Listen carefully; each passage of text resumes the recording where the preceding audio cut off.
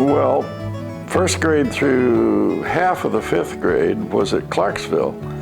And that was a large school building with grade school, high school in the same building. And we only lived about a block away from the school. So first grade through the middle of the fifth grade, I walked that block and a half or whatever it was to school. But when we moved to Winfield, then we were out in the country, and I was going to a country school, and it was about a mile away. And a lot of days I would walk, a lot of days I would ride my bicycle. Sometimes Dad or Mom would be going that way, or Bob then would take me, but most of the time I either walked or rode my bicycle.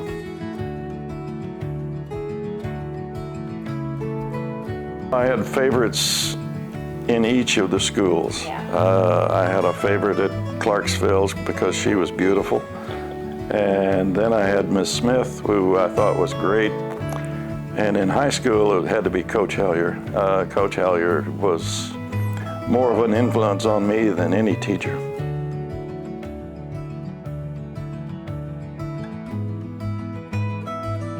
When we moved to Clarksville, we had no car, but Dad was driving a truck for Shaw Edwards, and he was going from Clarksville to East St. Louis hauling cattle to the stockyards. And so the truck was pretty much our vehicle in the off hours.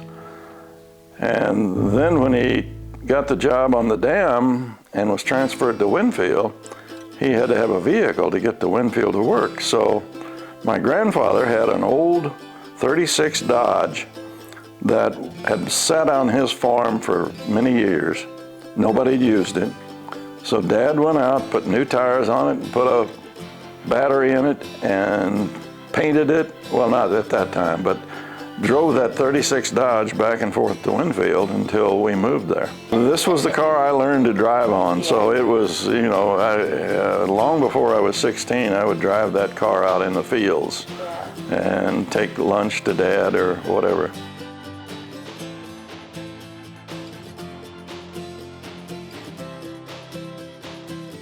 When I lived in Clarksville, and keep in mind, I left there in the middle of the fifth grade. I had a girlfriend, and we would meet at the movie theater. And her dad ran a little grocery store, and she would always bring goodies like candy bars. And this was World War II, so you couldn't get candy bars. And she would bring candy bars, and we would sit together at the movies. I wouldn't pay her way in, because that was 15 cents. But once we got in, we'd sit together, and occasionally we'd smooch a little bit, and we're like fifth graders.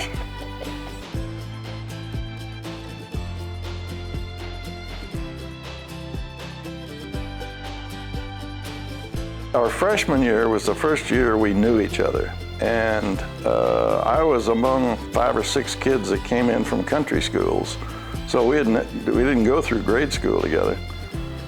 So in high school, Donnie was very friendly to everybody, and she was friendly to me, but she didn't seem to have any interest in me. And I think she spent an evening with the Cannon girls out on the Cannon farm. And they had gone to school with me, and they couldn't understand why she wasn't interested in me. At the end of our freshman year, she invited me on a wiener roast at, of all places, the Love Hole out at Argentville. And this is the first time I'd ever been with her. And she knew how to kiss. And boy, after that evening, we decided we need to go steady.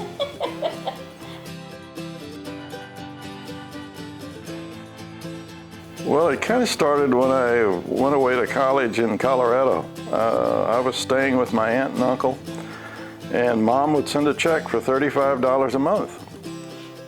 And I had to do my spending and give them, I think, 30 of the 35. And so this was right out of high school that I didn't have a dime to spend or waste. And that kind of carried through all the way through Germany and then into college. I had the GI Bill, and so I was getting like $160 a month, and I had a daughter and a wife and we had to pay rent and food on $160 a month, and then pay for the college out of that too. So there wasn't any money to throw around, and it wasn't until, maybe 10 years after I graduated college that we had any spare money. Yeah.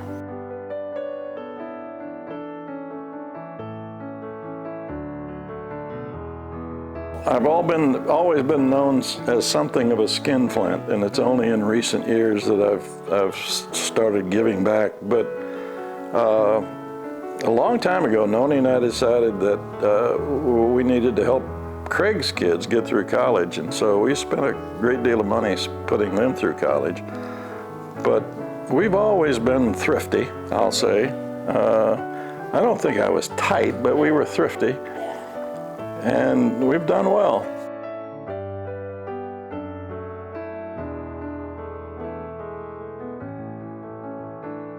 Well, there was a period of time from 1965 until we moved to Chesterfield in '78 that I was working full-time and some overtime. I was in the Lions, and I mean deep in the Lions. I was very, very active in the Lions. I was on the school board. I was on the president of the school board. And so there was a time period where I didn't spend very much time at home. It was come home and go to bed. But thankfully, Nona took care of the kids. She was a stay-at-home mom, and she took care of the kids. And I usually had Sundays for the family, and we would do something on Sundays. But it was a busy, busy time.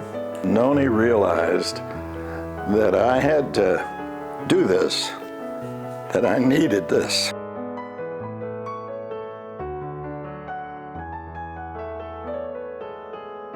Nona's sister had severe mental problems, and she was in the hospital.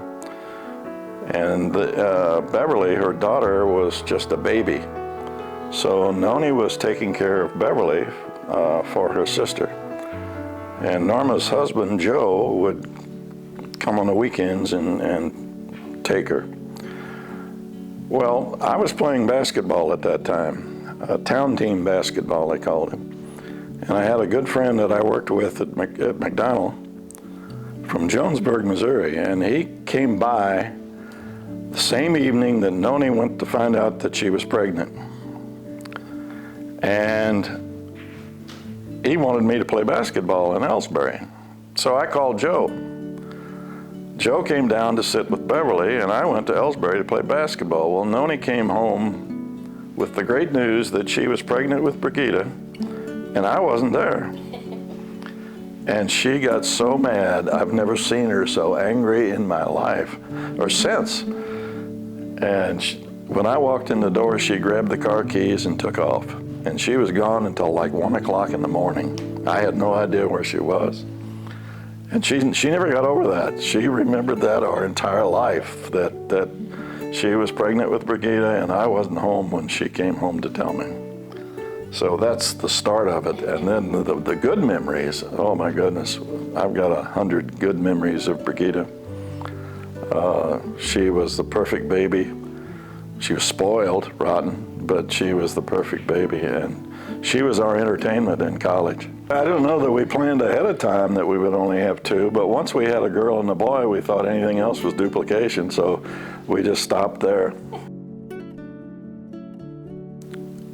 In 1963, I wanted to move closer to my work because I had a long drive to work every day. And Nona didn't particularly want to move. She wanted to stay in Winfield so her kids could go to Winfield School. And she didn't want to raise them in the city where they had drugs. So we did look for homes in the '63 time frame in West County. And Hoyd, her father, was building a house in Winfield, and he offered it to us as a very low price, and we just couldn't pass it up. So we made a commitment that we would buy the house, and I went to the bank to borrow the money Luckily, I had a good friend who was president of the bank, and they loaned me $10,000 to buy this house for $11,500. It was a 3-bedroom home with no basement, and a 1-car garage, but it was perfect for us.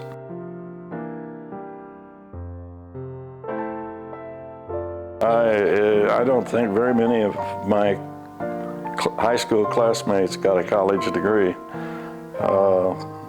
But I had it in my head that I was going to do that for a long, long time before that. I was taking special classes in high school and had to talk the superintendent into putting in some higher level math courses because I needed them. I still didn't have chemistry or physics, and that was a killer once I got into college. But I don't know, I just think I always knew I was going to college, and then maybe from Mom. Mom had a few hours of college, and I think it may have been from her influence on that.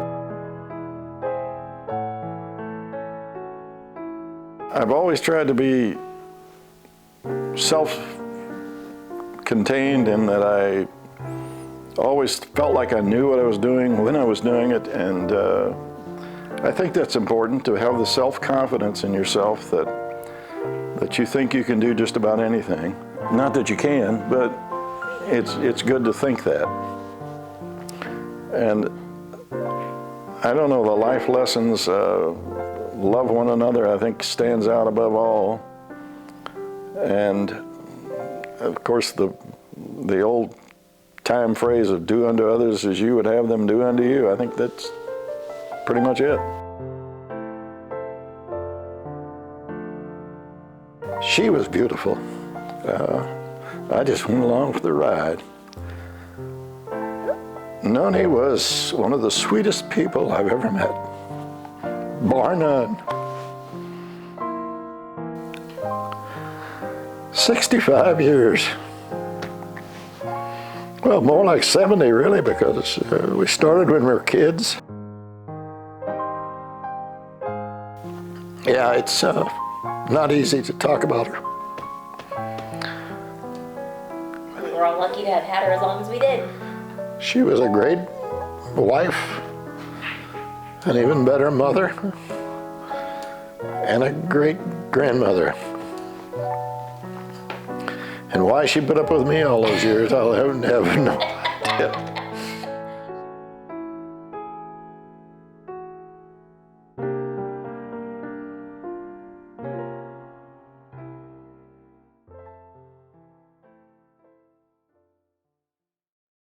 This is Fran. Talk to you later. Love you.